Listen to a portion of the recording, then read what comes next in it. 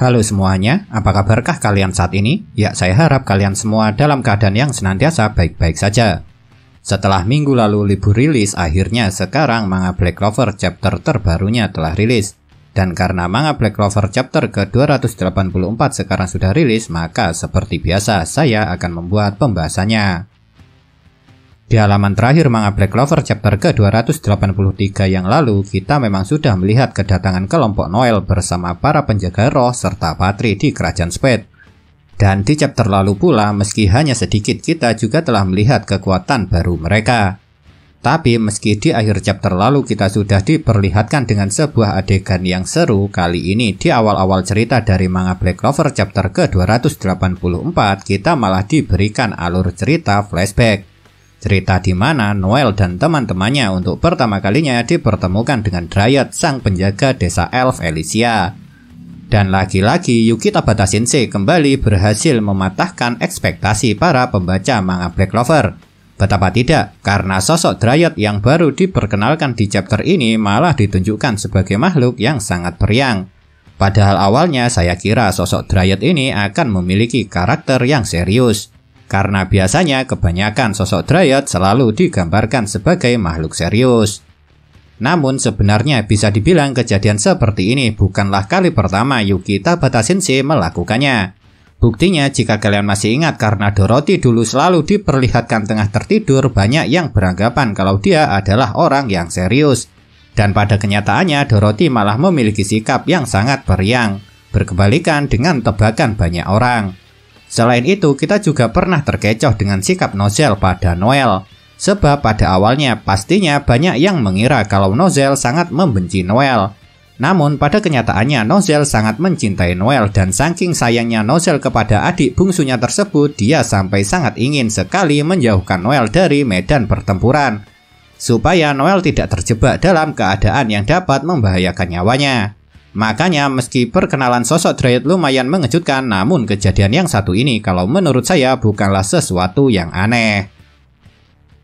Meskipun di awal-awal chapter kali ini kita mendapat sebuah cerita flashback, namun untuk sekarang kita memang masih belum bisa melihat seperti apa pelatihan yang dijalani oleh Noel serta teman-temannya di desa Elysia.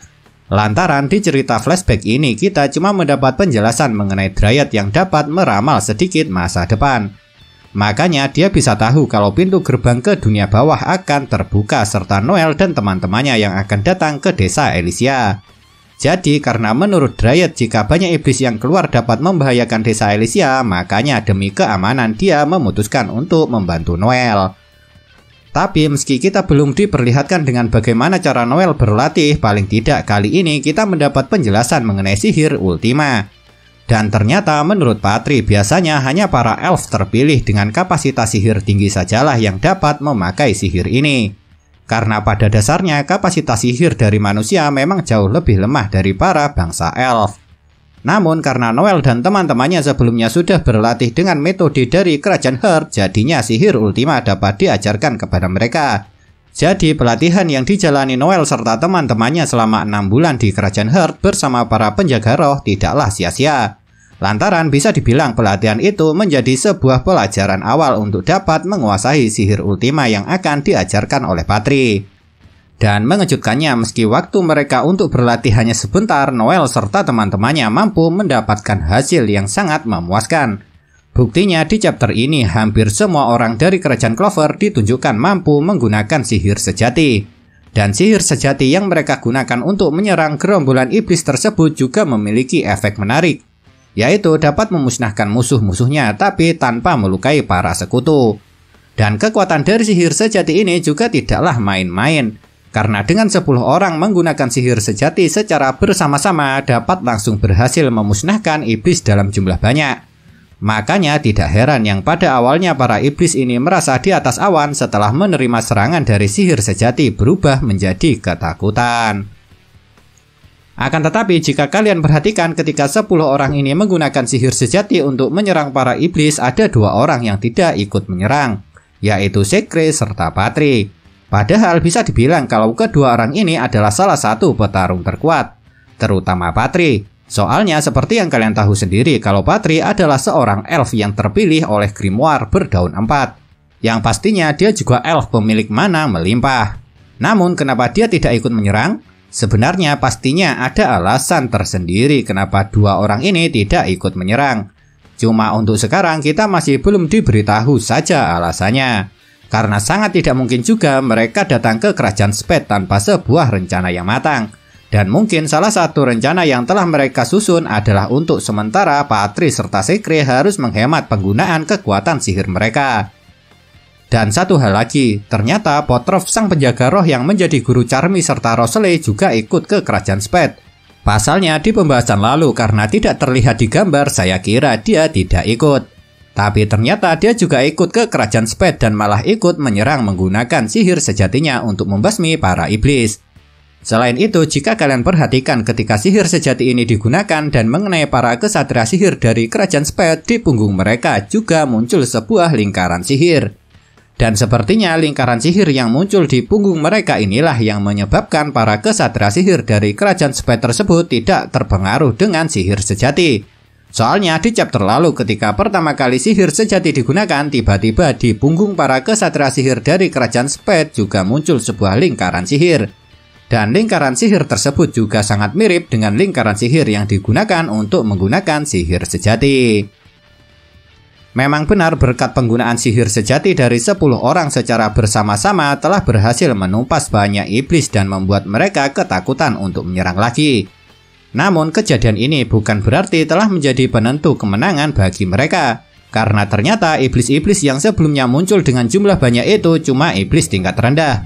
Dan setelah mereka banyak yang musnah, malah muncul beberapa iblis tingkat tengah yang pastinya jauh lebih kuat.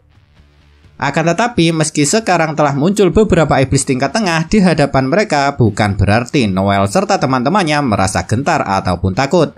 Malahan yang terlihat takut dengan kemunculan iblis tingkat tengah tersebut adalah para kesatria sihir dari kerajaan Spade. Dan saya rasa ketakutan dari para kesatria sihir dari kerajaan Spade ini sangatlah wajar. Sebab mereka sebelumnya saja sudah sangat kewalahan ketika menghadapi iblis tingkat bawah. Apalagi sekarang harus menghadapi iblis tingkat menengah yang pastinya jauh lebih kuat dari musuh yang sebelumnya mereka hadapi. Dan di saat iblis tingkat tengah muncul dan berusaha melancarkan serangan inilah Luck menjadi orang pertama dari kelompok Noel yang beraksi dengan cara menggunakan sihir ultima yang telah dia kuasai. Dan mengerikannya ketika Luck menggunakan sihir ultimanya, dia menjadi sangat cepat. Sesuai dengan nama sihirnya yaitu Lightning Ultimate Magic Thunder Split Second War Demon. Dan akibat dari serangan yang dilancarkan Luck dengan sihir ultimanya ini, dia bukan hanya berhasil mengalahkan satu iblis kelas tengah, melainkan dia juga berhasil mengejutkan iblis-iblis tingkat tengah yang lainnya.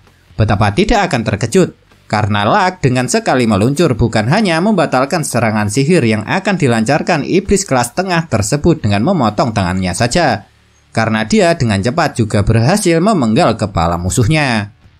Memang benar aksi yang dilancarkan oleh Luck ini sangatlah mengejutkan. Namun yang diperlihatkan oleh Luck ini juga bisa menjadi bukti seberapa mengerikannya kekuatan dari sihir ultima itu.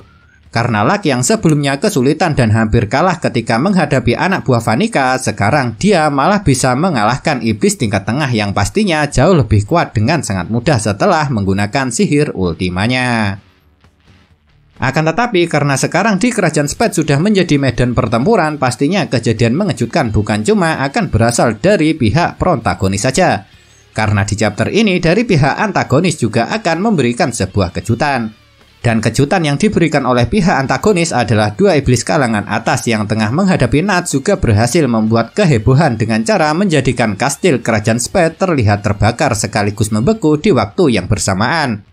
Yang itu berarti sekarang jelas sudah jenis sihir apa yang dimiliki oleh kedua iblis kalangan atas ini. Yaitu yang satu memiliki jenis sihir api, sedangkan yang satunya lagi memiliki jenis sihir es. Dan saking mengerikannya kekuatan sihir yang dimiliki oleh kedua iblis tingkat atas ini sampai membuat Luck yang bisa merasakan kekuatan sihir untuk kedua kalinya mengatakan sesuatu yang memiliki arti kalau dia ketakutan. Karena sebelumnya Luck juga pernah takut ketika dia merasakan kekuatan Zenon. Namun sepertinya ketakutan Luck kepada dua iblis kalangan atas yang sihirnya dia rasakan kali ini jauh lebih besar daripada ketakutannya dulu kepada Zenon. Sebab di chapter ini Luck sampai mengatakan kalau di dalam sana ada sesuatu yang tidak boleh kau sentuh. Dan yang dimaksud oleh Luck itu pastinya adalah dua iblis kalangan atas tersebut.